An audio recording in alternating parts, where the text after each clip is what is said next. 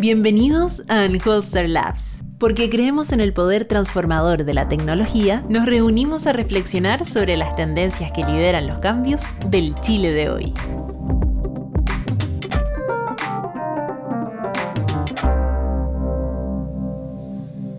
Muy buenos días, bienvenidos al primer capítulo del podcast que hacemos en conjunto entre Unholster y La Bot para conversar acerca del trabajo de la convención. Tanto desde el contenido como los datos. Nos encontramos con la periodista Francisca Skonic. Hola, buenos días. Hola, buenos días. ¿No? ¿Lo dije bien? Bien. Cofundadora y editora de La Bot. La Bot es un newsletter, un sitio web, un robot en Telegram, que es bastante entretenido, de hecho, que está enfocado en distintos ámbitos de contenido en el último tiempo, en particular en la convención.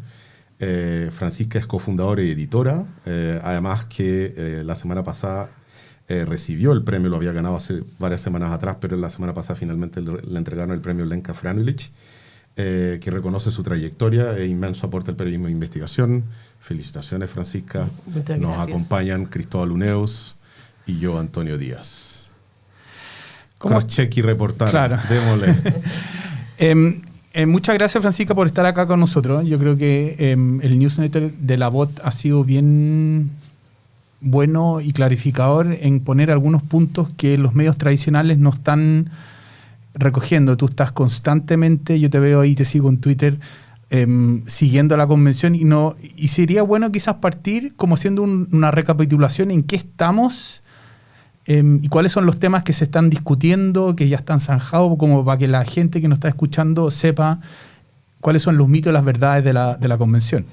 Bueno, estamos en un momento bien crítico en que nos acercamos ya al cierre del proceso de trabajo constitucional y en que ya todas las comisiones han sometido al Pleno algunos de sus informes, ¿ya? En la planificación, las comisiones tienen pensado enviar 2 o 3 informes en general. Por lo tanto, ya se puede decir que todos han pasado la prueba de los 2/3, o no la han pasado, digamos, y se los han devuelto para hacer correcciones. Y ya empieza a tomar forma el borrador del texto, que tiene ya alrededor de 150 artículos, y están prontos a entrar algunos que son, yo diría, el corazón de la Constitución y los que no pueden faltar, que son aquellos que tienen que ver con el diseño del sistema político.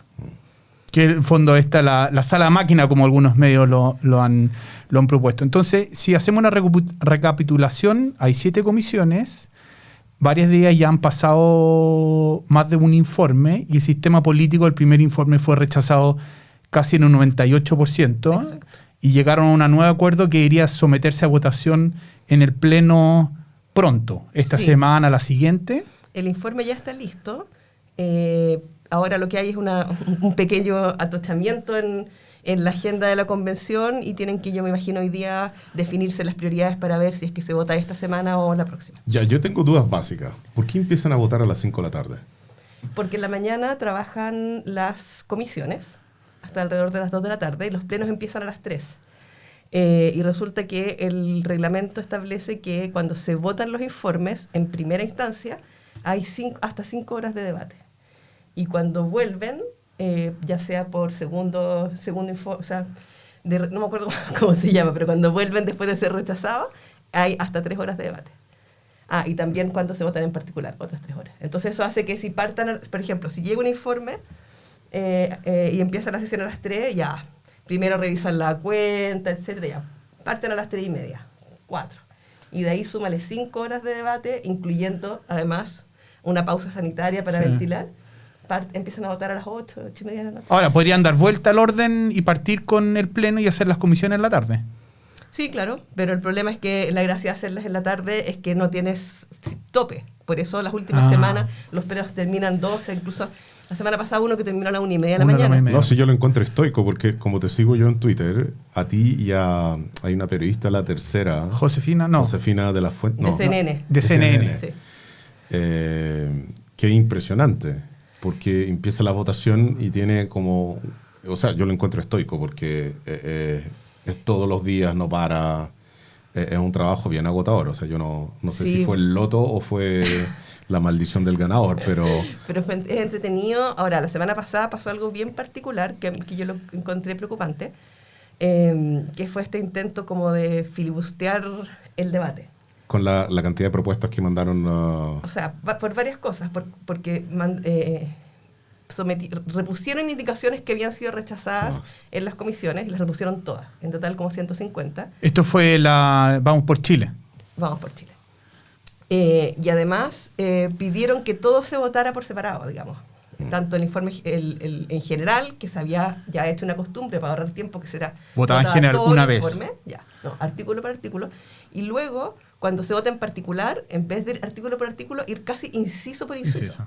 Entonces, eso hizo que en un momento se calculara que la sesión iba a terminar el día siguiente a las 9 de la mañana. Claro. Y resulta que las comisiones empiezan a las 9:30, entonces fue como, era una locura. Significaba trabajar en banda 48 horas, lo que es imposible, y finalmente se decidió suspender a medianoche, pero se perdió un día entero de comisiones y de pleno, en un momento en que realmente los tiempos están súper ajustados, está calculado todo así milimétricamente para alcanzar a la fecha. Ahora, a alguien que no sigue mucho la convención, le cuesta, o al menos cuando yo trato de ver las noticias, es a veces confuso saber qué pasó por el pleno y qué pasó por la comisión, y falta todavía la regla de los 2/3, porque la convención estableció esta regla que yo creo que terminó siendo perjudicial, que la comisión aprobara por mayoría simple, pero al pleno le pide 2/3. Entonces, se aprueba algo en la comisión con mayoría simple, pero después en el pleno es rechazado porque no tiene los 2/3. Lo lógico habría sido que se aprobara por 2/3 también en la comisión, por último, para ponerle un filtro. Es que lo que pasa es que, en parte, este trabajo está modelado a partir del trabajo que tiene el Congreso, digamos. Claro. Y ahí funciona así. No sé cómo será en otros países. Y por otro lado, yo creo, y esto ustedes lo han medido, las comisiones no reflejan exactamente el peso del de los pleno. distintos colectivos en el pleno. Y de hecho, ahí hay quienes creen que quizás hubo un error de diseño del reglamento. Claro. Porque funcionaba buscando patrocinios para inscribirse en las distintas comisiones, y obviamente cada uno se inscribió en aquella que tenía más sintonía o interés, lo que generó que en medio ambiente esto está muy, muy cargada. A la izquierda. Y más que a la izquierda, al activismo. Al activismo, sí. Entonces, es muy difícil mover posiciones y negociar. Si la derecha es minoría, igual en todas las comisiones, eso no va a cambiar. Pero son activistas, y es una comisión que va a ver medio ambiente y el modelo económico. O sea, uno esperaría que allí hubiera gente experta. Claro. Pero como que tiraron la economía. esponja con esa comisión. ¿En qué sentido? No, en que tú esperarías que probablemente... yo mi opinión personal en esto, yo creo que la convención representa a Chile, o sea, Chile dentro de sus fortalezas, debilidades, dentro de sus excepciones y más bien hechos estándares de la sociedad. No creo que acá tengamos algo excepcional del punto de vista del Chile que uno conoce en las asambleas de copropietarios o cosas particulares que te hacen perder muchas veces la esperanza en el ser humano.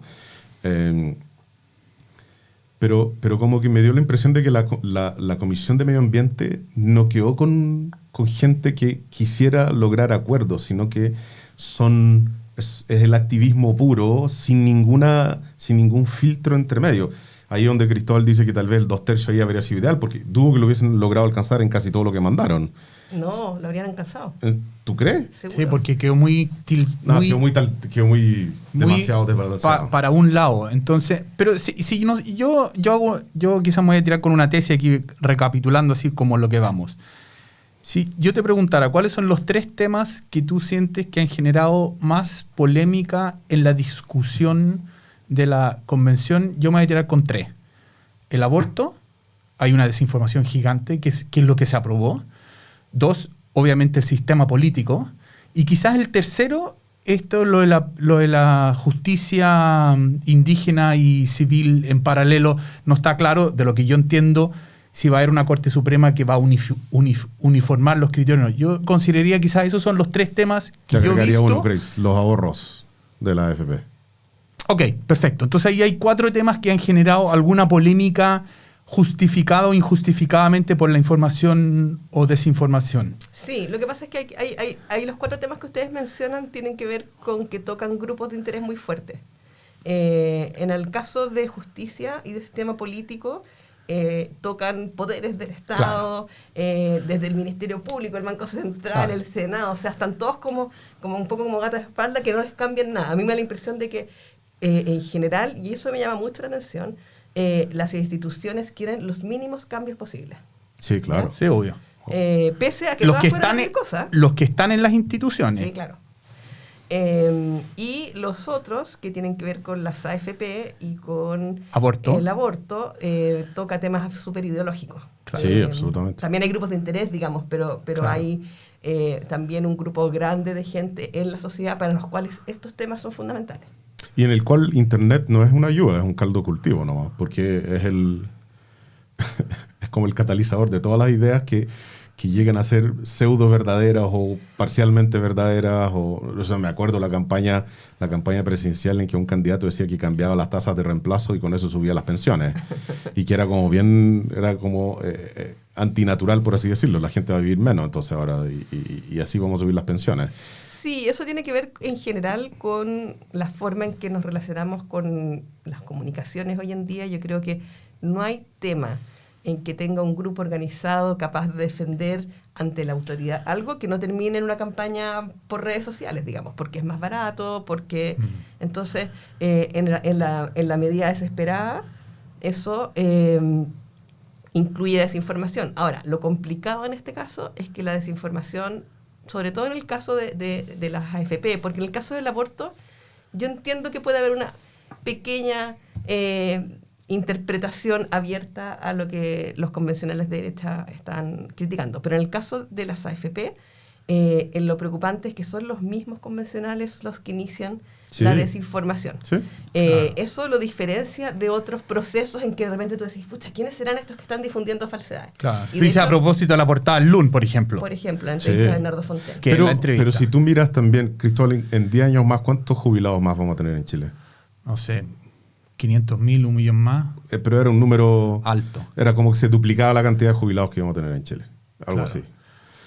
O sea, si tú tocas la pensión hoy en día, estás abriendo un flanco con todos los que tienen entre 50 y 61 claro. y 56 años, hombres o mujeres, que yo creo que es no menor. O sea, No, un tema súper sensible. súper sensible. Pero también es más emocional que práctico, siendo realistas, porque la mayoría de el promedio del chileno yo creo que no tiene nada. ya retiró todo. Ya retiró todo, absolutamente. O sea, no va a tener nada que heredar. No, sí, yo tampoco. estoy absolutamente de acuerdo contigo. Sí, yo creo que el lógico no tiene nada. Esto es un saludo a la bandera para simplemente decir, bueno, este era un sistema que funcionaba antes y ahora lo queremos cambiar por otro. Bueno, parten de cero y nosotros sacamos toda la plata o algo por el estilo.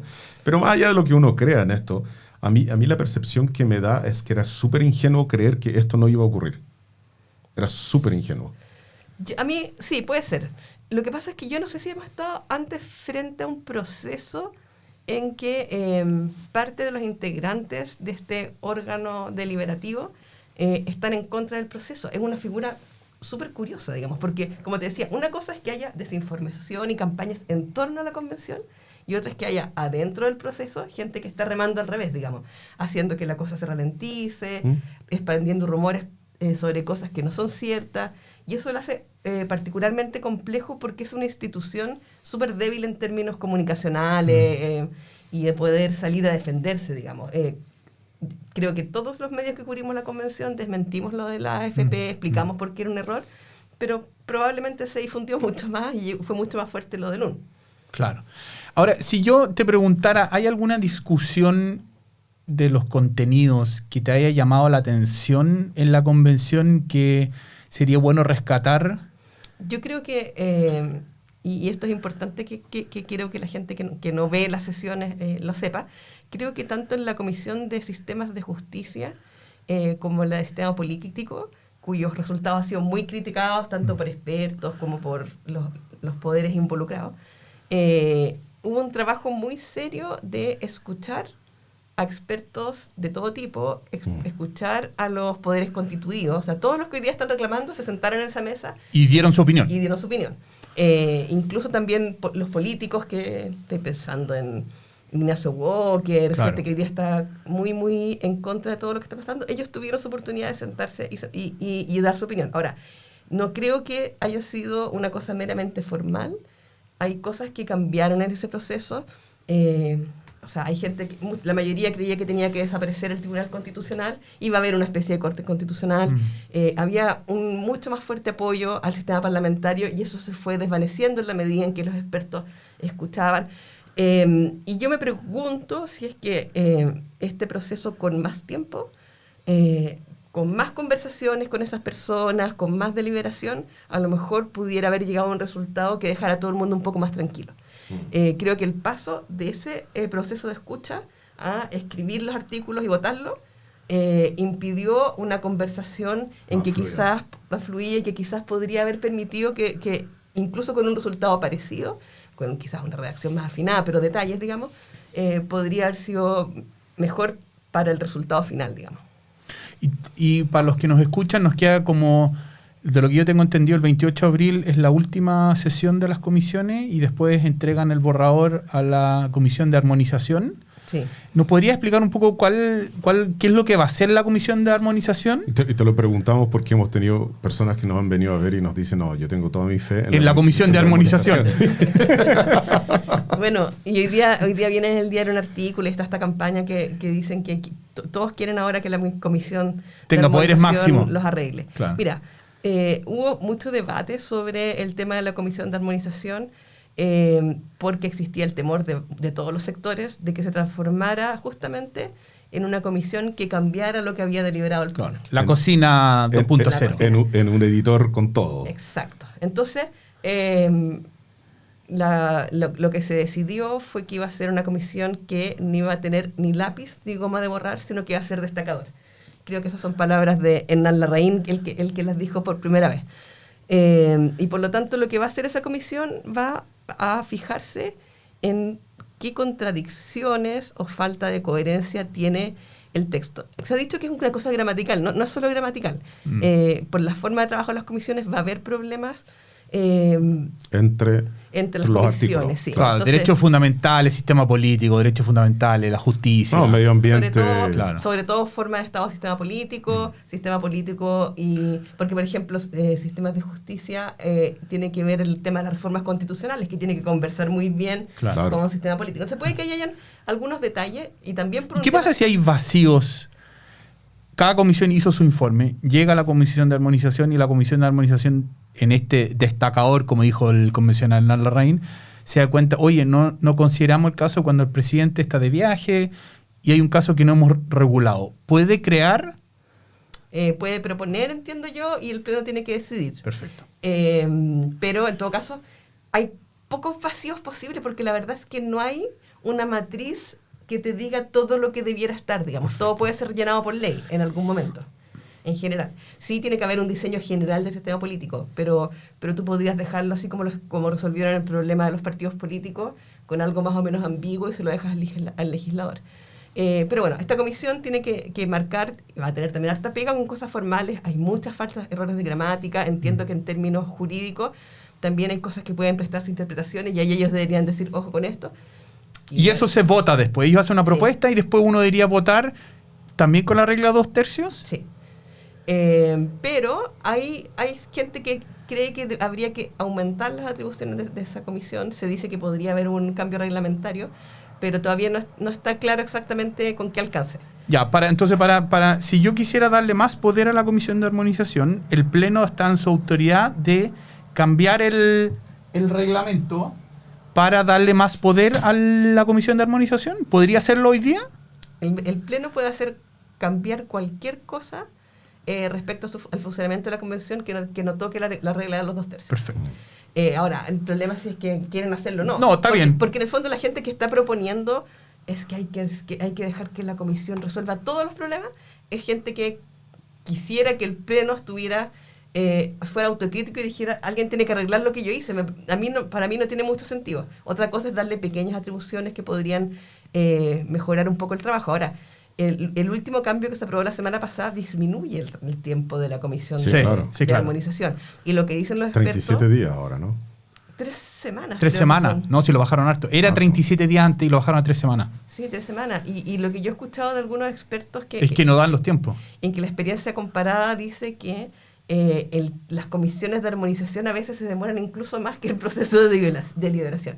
Ahora, también hubo una propuesta en su momento de algunos colectivos convencionales del colectivo socialista de que se extendiera el tiempo exclusivamente para la comisión de armonización. Yo creo que sería súper razonable. Claro.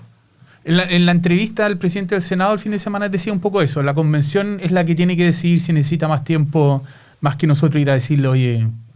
Sí, si el problema es los equilibrios políticos en el Senado, digamos. Claro. Y el problema ahí no es el presidente del Senado. Sí. Yo creo que si es que a los senadores de la ex concertación tú les dices, mira, les vamos a dar 6 meses más y vamos a tener un sistema político más afinado y quizás más parecido al que ustedes quisieran, les dan 6 meses y les dan 1 año. Claro. El problema es que hoy día los equilibrios Son en el Congreso complicados. son súper mitad y mitad, digamos. Claro. Nosotros en Anheuser hemos mirado harto las votaciones con metodología desarrollada por 2 cientistas políticos en Estados Unidos, el Nominate Score, ¿no es cierto?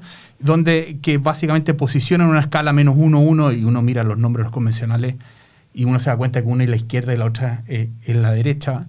Y hemos encontrado 2 cosas bastante consistentes en el tiempo. Vamos por Chile, siempre el grupo que está más a la derecha.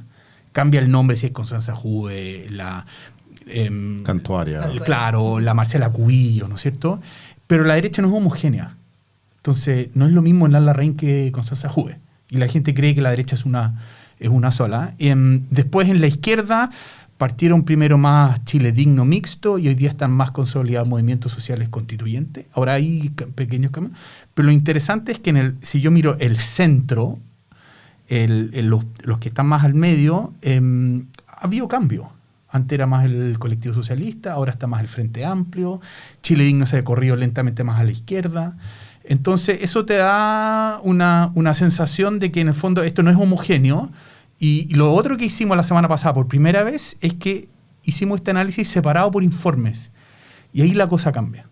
No es lo mismo la Comisión de Medio Ambiente cuando va al Pleno que la Comisión de Sistema Político. Ah, claro. Entonces pasó en Medio Ambiente que todos los convencionales votaron más hacia la derecha que en Derechos Fundamentales donde todos votaron más hacia la izquierda. Entonces ahí yo creo que tú tocaste este tema en algún momento, nos preguntaste o tuvimos una conversación, era si es porque las posiciones son más a la izquierda o la calidad del informe es tan distinto que tú en el fondo modificas sustancialmente tu votación. Entonces es difícil comparar la calidad de los informes, pero si yo miro la tasa de apruebo y rechazo, Derechos Fundamentales está arriba, 50 y tanto %, y Sistema Político es la que está más abajo, 15%, 12%.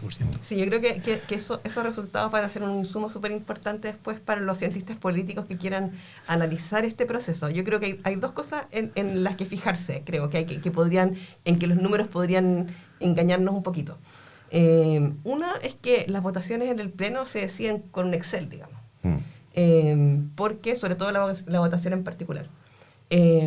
Porque si es que tienen menos del 50%, se pierden, digamos. Claro. Entonces, y de hecho quisieron cambiar eso en el reglamento y no lo lograron. Entonces están todos muy tensos pensando en que ya, esta norma la queremos mandar de vuelta a la comisión, pero no se nos puede caer del proyecto constitucional. Entonces hay negociaciones ahí respecto de quién vota qué para que esté entre los 50 y los 2/3. Perfecto. Y eso yo creo que afecta un resultado que espontáneamente podría ser distinto, digamos. Interesante. ¿Ya? Porque si te fijas, en las votaciones, cuando se votaba en general, los informes artículo por artículo, había artículos que tenían, no sé, 15 votos. Sí. Y eso probablemente... Fue negociado. Cuando es en general, probablemente te reflejaba lo que la gente pensaba de ese artículo. Pero cuando votáis en particular y tenéis que tener más del 50%, te altera un poco eso. Eso es una cosa. Y lo otro es que, me acuerdo de la nota de la tercera que presentó el resultado de los distintos grupos y cómo se han transformado en los influyentes. Yo creo que ahí lo que hay que mirar, y hablar de un número mágico que es 103. Yo creo que No, porque 103 es 2/3. Claro, es que yo creo que el número mágico es el tercio, más que los 2/3. Antonio viene 52. hace rato hablando de los 52. 52 es el número para mí. Ese es el O sea, número. yo creo que si tú tienes 52, tú efectivamente puedes decir rayar la cancha, por lo menos. Y decir, mira, si no tenemos Senado, todo lo que tú mandí lo vamos a rechazar. Exacto. Entonces, lo podéis mandar todas las veces que queráis, pero lo vamos a rechazar. No lo digo como hacer el filibuster, pero también para parar un poquito O sea, porque si tienes poco tiempo y además tienes que avanzar en esto, de poco sirve que tú sigas avanzando en un nivel tan atomizado. Se tiene que armar, porque vas a armar un 52 acá y acto seguido otros van a armar otro 52 y vas a tener conversaciones entre fuerzas macro. Eso es lo que yo creo. Sí. Yo creo que es mucho más fácil armar 52 que 103. Exacto, y como es lo punto que, era lo partida. que buscaba la derecha y fue el gran fracaso de la elección. Porque si tenía el 52 tenía la Claro, convención. pero la derecha lo busca en forma monolítica, ¿cierto? Sí, claro, Con, esto es distinto. con un matiz que es tan... De la misma forma como lo busca la izquierda, desde el Partido Comunista a la lista del pueblo, lo que sea. Todos buscan esta coalición que no se quiebre, ¿cierto? Pero en realidad nunca funciona. Siempre se quiebra por uno o dos ramas. Exacto. Y lo que es interesante de mirar a partir de los datos de ustedes es en qué medida porque no hay grandes colectivos, digamos, el más grande es la derecha. Sí. ¿Ya? Y tiene 37 votos. Tiene 37. Entonces la brecha entre los 37 y los 52, 15. claro, pero en el fondo los tienen casi los socialistas, casi el Frente Amplio. No, los pueblos originarios. De hecho, nosotros escribimos Pero es que los pueblos originarios no... Nosotros escribimos una columna con Alex muy al principio, cuando salió esta carta de la derecha, ¿no es cierto?, promovida por Nan Larraín, como tratando de hacer un pacto con los pueblos originarios. Nosotros dijimos, aquí hay unos posibles acuerdos para negociar algo que después nunca se concretó por alguna razón más política, ¿no es cierto? Sí, pues, pero que además los pueblos originarios, los escaños, están divididos completamente. Sí, no, de acuerdo, pero tienes sí, que tomarlos como como favoritos. dos. Claro, en fondo los mapuches y los no mapuches, tengo entendido. ¿No? No, hay mapuche en los dos lados. Sí. ¿En serio? Ah, interesante. Así que yo miraría ahí cómo esas alianzas se forman, digamos. Es que- en qué medida no sé, pues el colectivo socialista tiene poder de veto sobre algunas cosas, Sí. cuando se une con un par de personas más, digamos. El Frente Amplio puede tener poder de veto en algunas cosas, y en cambio los comunistas, que son muchos menos, Son mucho menos. son 9. mucho más eficientes para No, organizarse pero mucho mejor. con el Sí, resto de la sí, izquierda. Claro, claro. Ahora, si yo miro para adelante, quedan 3 semanas, ¿no es cierto? ¿En qué nos deberíamos fijar en esta última parte de la maratón? Es que queda casi lo más importante, yo creo. Bueno, ahora va al Pleno el informe de sistema político. Yo creo que varias cosas van a volver de nuevo a comisión, a afinarse mejor, no hay acuerdos. Estos acuerdos tan amplios siempre hacen que todos tengan que ceder y a la larga busquen en alguna manera tratar de ganar en los detalles, digamos. Vienen muy importantes Justicia el informe vuelve, del tema ¿no? justicia, Justicia. todos los órganos autónomos. Vuelve Poder Judicial, Sí. pero viene también Banco Central, Ministerio Público, Defensoría, y faltan también las reformas constitucionales. Y viene también recién... ¿Qué pasa con los derechos sociales? Eso es lo otro que te iba a preguntar. Los derechos sociales están votándose en general, ahora van a empezar a votarse en particular. Entonces ahí vamos a ver educación, salud, pensiones. Perfecto. Hay gente que cree que eso fue un error votarlo al final porque dio la impresión de que la convención no estaba trabajando en las cosas que le interesan a la gente. Yo creo que en realidad todo el mundo cree saber lo que le interesa a la gente. No estoy tan segura de que solo le interesa eso, pero creo que en la medida en que eso se trate mientras más cerca posible el plebiscito de salida, es mejor, digamos. La gente Claro, se va a le sube enganchar la temas, sube la popularidad. en temas a con la los que convención. sintoniza, que entiende mejor, digamos. Qué bueno que planteaste ese tema a propósito del plebiscito salida, y quizás aprovechando la coyuntura, ¿no es cierto? Han salido en los últimos 4 o 5 días, ¿no es cierto? Y más el fin de semana, 3 encuestas que dan, encuesta Academ, Feedback y Pulso Ciudadano, que dan hoy día el rechazo sobre el apruebo. Hay como un tercio de gente que no se identifica. Recuerden que esto es con voto obligatorio, entonces todos deberíamos votar. ¿Tú crees que esto tiene algún impacto en la convención, en la opinión pública? ¿Es relevante?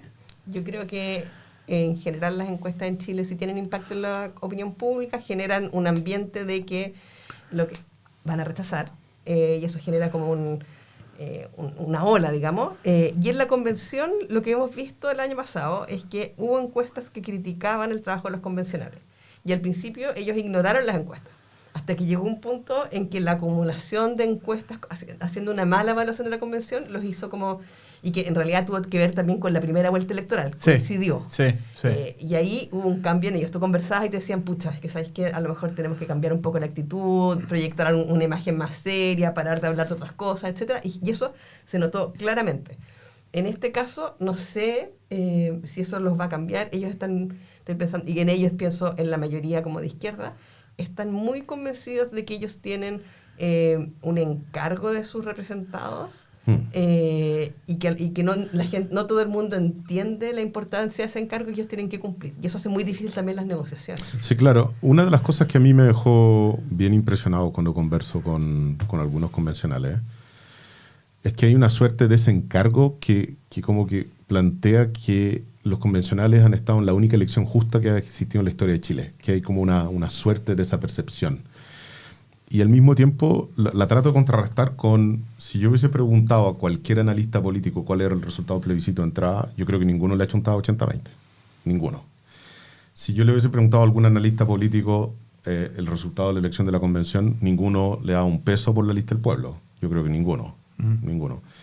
Pero el resultado es que pasamos del 80-20 a un Congreso empatado, un Senado empatado, en que incluso, si bien son reglas distintas de elección, con aumentos de votación. Entonces, yo siento que la confianza que tiene la convención en su trabajo es una suerte de burbuja también media nefasta para ellos. Bueno, ahí yo creo que no se ha hecho un análisis suficientemente fino respecto a cuánto pesó los cambios, los incentivos, digamos, a la inscripción de los independientes. Sí.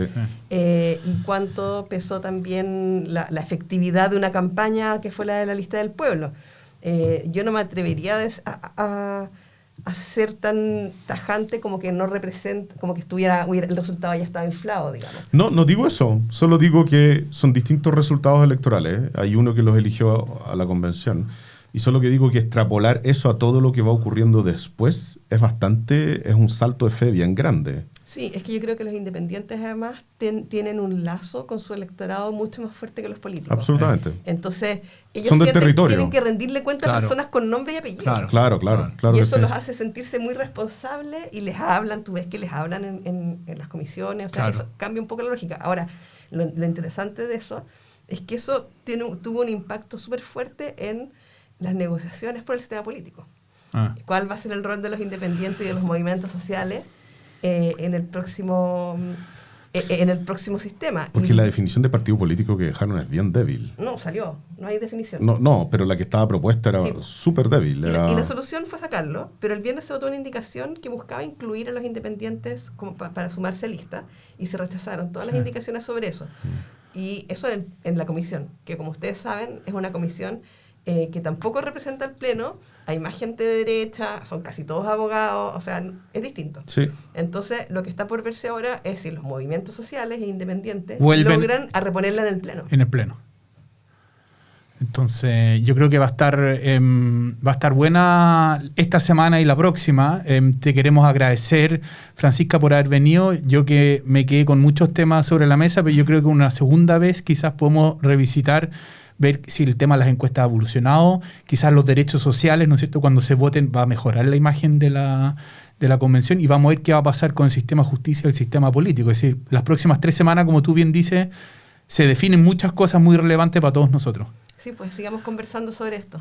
Muchas gracias por venir. Anholzer Labs es el punto de encuentro de distintas miradas que constituyen el ADN de una empresa que construye soluciones exitosas e innovadoras en base a Data Science, Data as a Service y desarrollo de software a la medida.